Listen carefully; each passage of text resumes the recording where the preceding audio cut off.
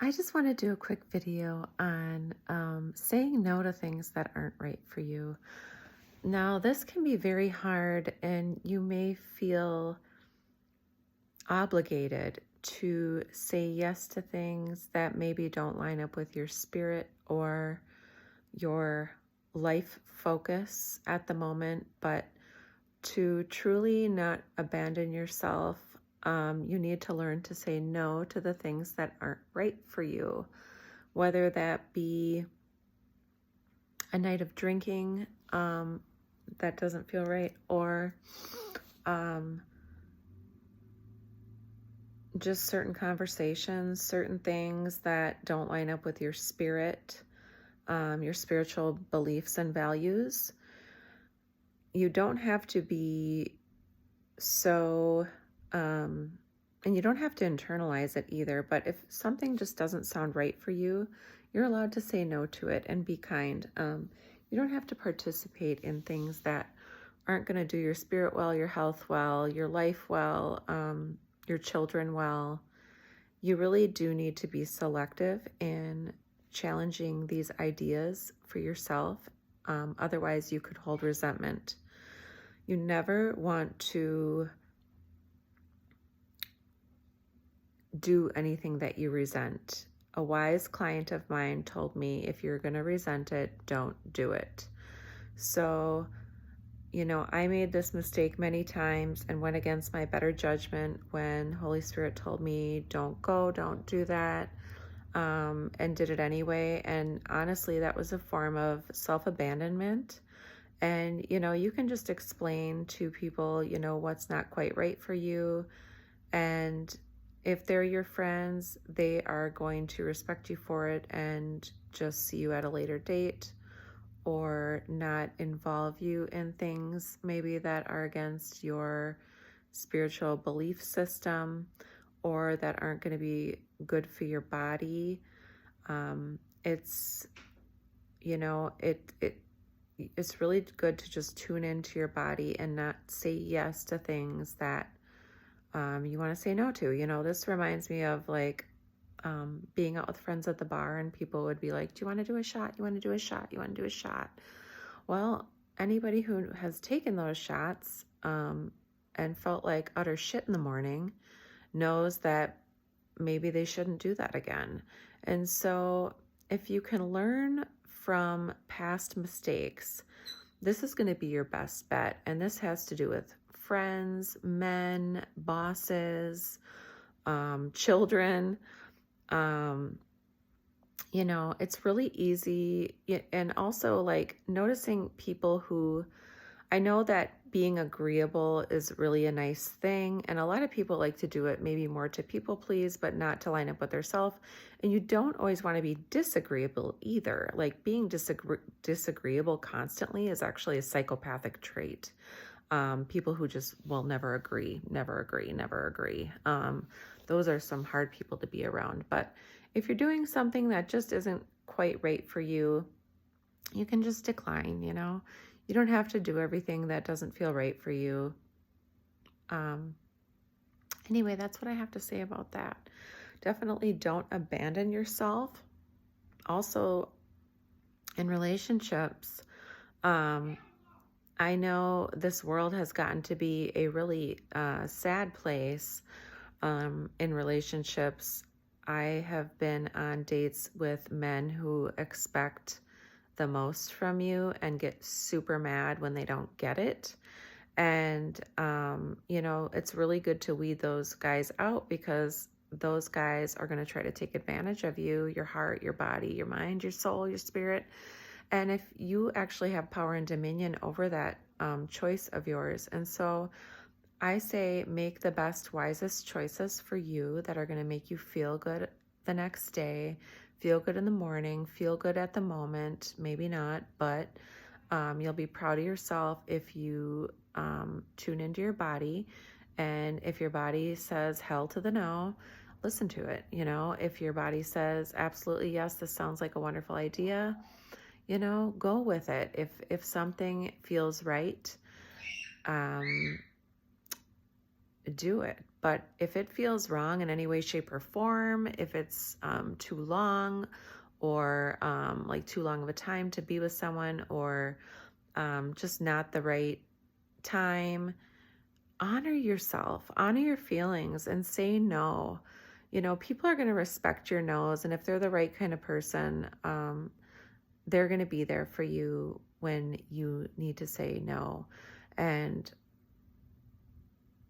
it doesn't have to be personal. It doesn't have to be an attack. It doesn't have to be, if you're just uncomfortable with any area in your life, whether somebody's asking you for a favor or somebody's asking you to go somewhere, you have the right to say no. You have the right to say no for anything, and that's got to be okay. And a lot of times when this kind of stuff happens, it's moving you into a different direction. If you say yes to somebody because they want to date you and they seem kind of okay, but you know that your heart's really not in it, that is going to be taking up your creative energy. And that's going to be less of a chance to get you in the direction that you really want to go. So a lot of times the universe, or God, actually it is probably, will test you on these things to see what you're going to do with them. Are you going to say yes? Are you going to waste that energy when you could be focusing on yourself or your family, or, an inspiration or a future plan, just to use up that time? Or are you going to say no and, wait till the right event comes up that you want to be in on, or the right relationship, or the right move for you? So be selective, be very selective. Don't say yes to everything. If you say yes to everything, it's just, you don't want to say no to everything. If it feels right, do it. But if it doesn't feel right and it's not an automatic, oh yes, let's do that. Let your yays be yays and your nays be nays. God tells us about this. And I don't know how many times I've been confused and said yes when I want to say no, or say no when you want to say yes. Do what you feel is going to be best for your life and your health and your focus and your spirit, and see what happens. See what happens, because in that time of wasting some energy, maybe with not the right person or people or job, it's going to cause you to drift. There's a really good book called Outwitting the Devil, and it talks about the drifters and people who drift in other people's ideas, people who drift in just lower functioning or unhealthy choices, and it causes you to drift. If you hang around with smart people, you'll be smart. If you hang around with stupid people, you'll be stupid. My dad told me that from a very early age, and I still have to learn the hard way. I've learned a lot of the hard way things, but what I've learned now in my life and what I've been focusing on is doing what's best for me and not feeling guilty about it. Trying to really tune in and think, is this going to be a good decision? Am I going to be happy I did this a week from now? Am I going to be happy I said yes to this a week from now? Am I going to be happy I said no to this a week from now? And then going with that choice. We don't want to be fake.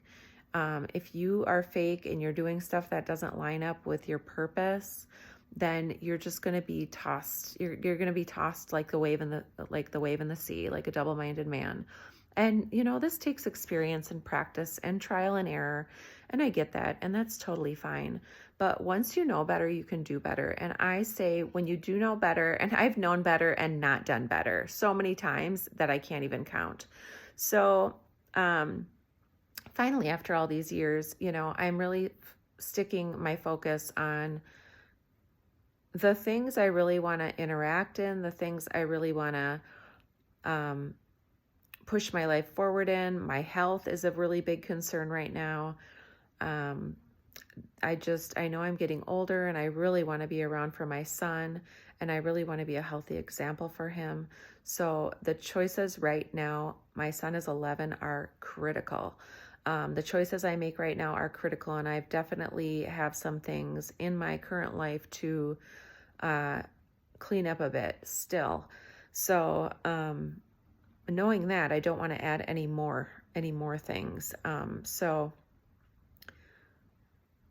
everything is by trial and error, and you just really got to focus into your own self and ask yourself. And usually you can pretty much, if something's like pushing you to do it, you should do it. But if something in your spirit is like, I don't know about that.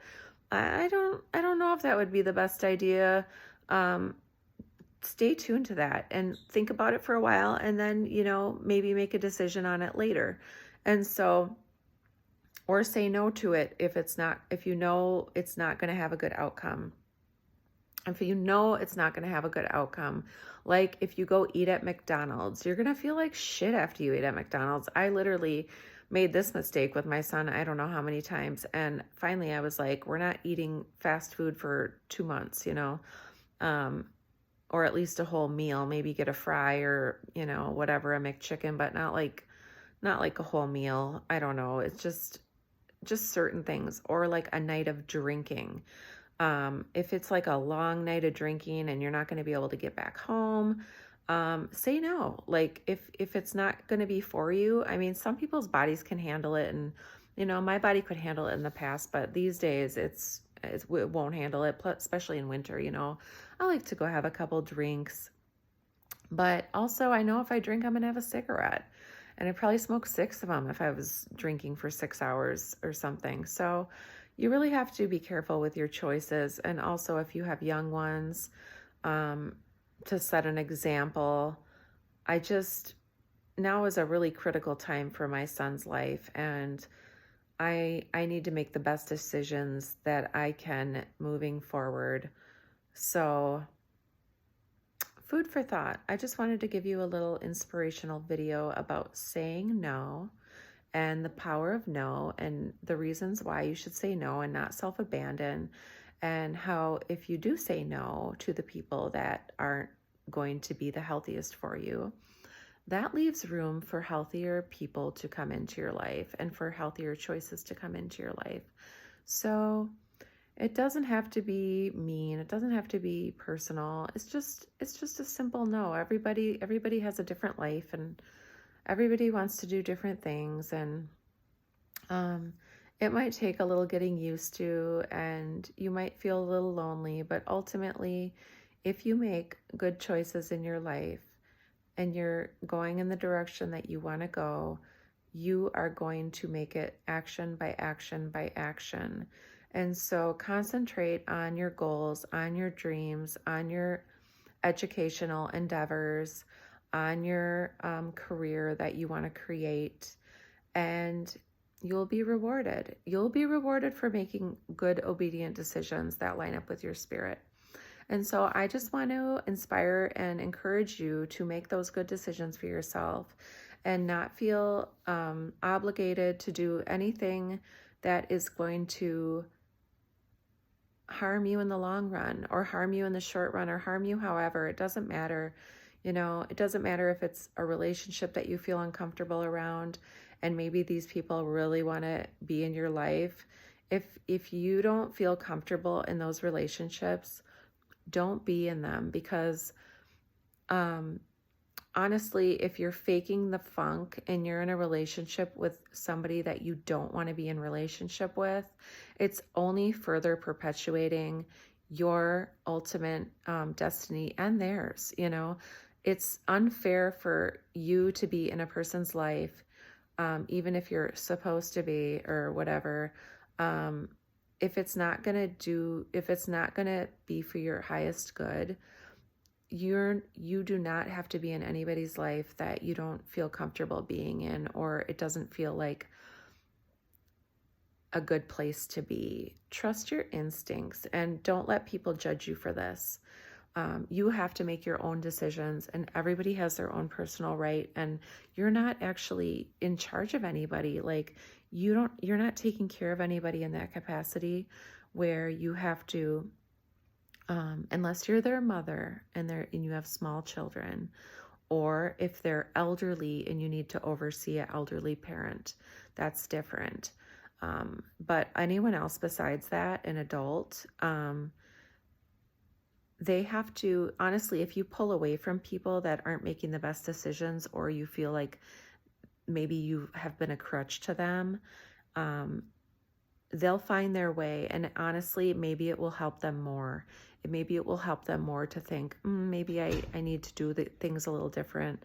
That's happened to me. People have pulled away from me, and I'm like, well, I guess I need to do, they showed me something by me pulling away, honestly, and I thank them for leaving. And also it's just destiny. It's like you're supposed to be in two different spots. This isn't where you're destined to be. And if you feel like you need to be with someone, that's not a good place either. Like that's kind of a needy relationship, and you don't want anybody needing you like that. Or, I mean, if it depends. I'm going to say it depends. You want to have a intermingling relationship that's good on both sides. But if one's pulling and one is not, and you're like reparenting people, let them go on their own. You're not the person who needs to take care of them. God has work for you, but he doesn't want you to be taken advantage of. And so you can't let yourself be taken advantage of, because honestly, if you let people just use that spot in your life, you will be taken advantage of. And you'll know you're being taken advantage of if it doesn't feel good. If it doesn't feel good, don't abandon that. Don't self-abandon that. If it doesn't feel good, get away from it. It doesn't have to be personal. Maybe it doesn't even have to be explainable, but you have the right to say no. Anyway, I love you. God bless you. And I hope you have a wonderful day. Please subscribe to my channel, like and share. My name is Angie DeLisi, soon to be author of a book called Catfish, a Love Story. It will be coming out soon. Thank you so much, and I will see you tomorrow. Bye-bye.